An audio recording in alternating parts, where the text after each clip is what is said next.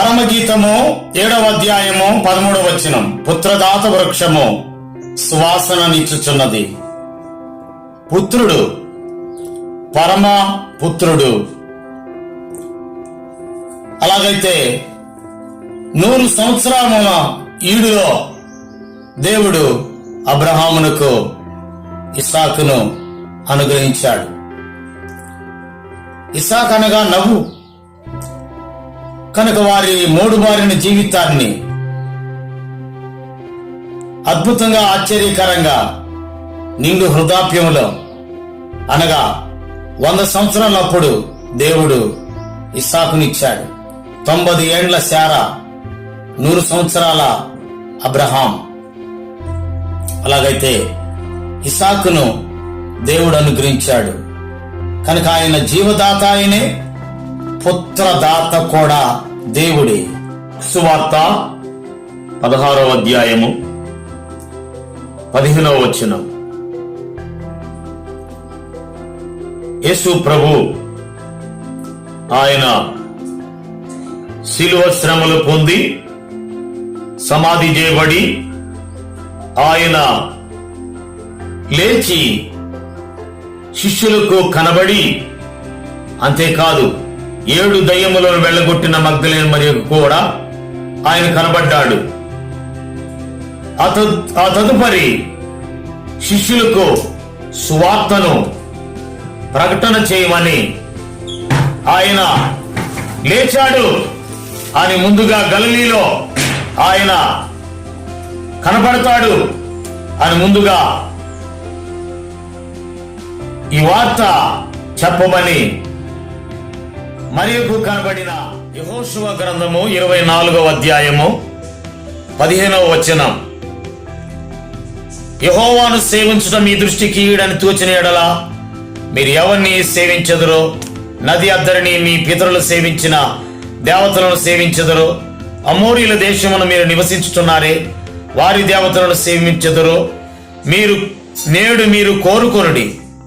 మీరెవరిని సేవింప కోరుకొనినను నేనును నా ఇంటి వారును యెహోవాను సేవించెదము అనెను.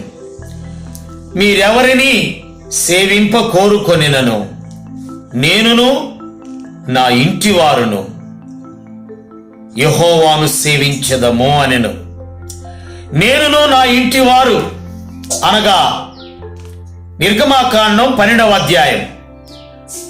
మోషే అహరోనులు ఐగుప్తు దేశంలో ఉండగా యెహోవా వారితో ఇలాగ సెలవిచ్చెను, నెలలలో ఈ నెల మీకు మొదటిది, ఇది మీ సంవత్సరమునకు మొదటి నెల.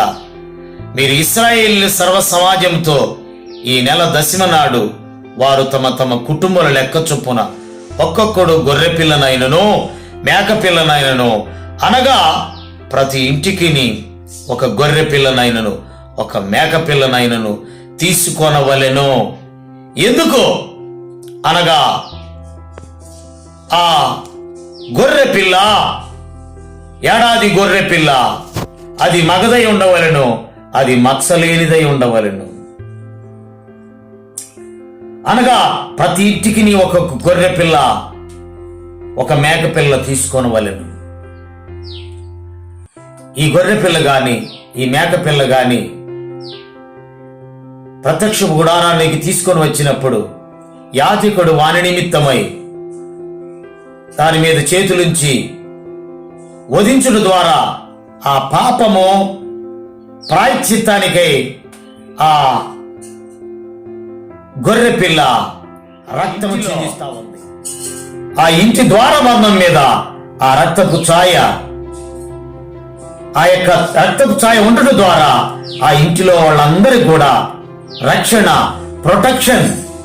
అలాగైతే అది మోషే నాయకత్వంలో పాత నిబంధనలో అలాగ వ్రాయబడింది.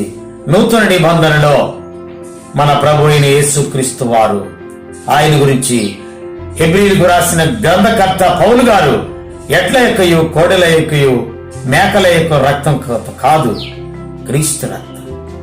కనుక జీవముగల దేవుని సేవించుటకు మనసాక్షిని ఎంతో ఎక్కువగా శుద్ధి చేయును యేసు రక్తం.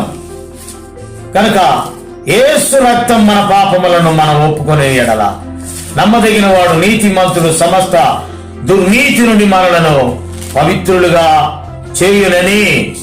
ఇదిగో 9వ అధ్యాయం హెబ్రీయులకు రాసిన పత్రిక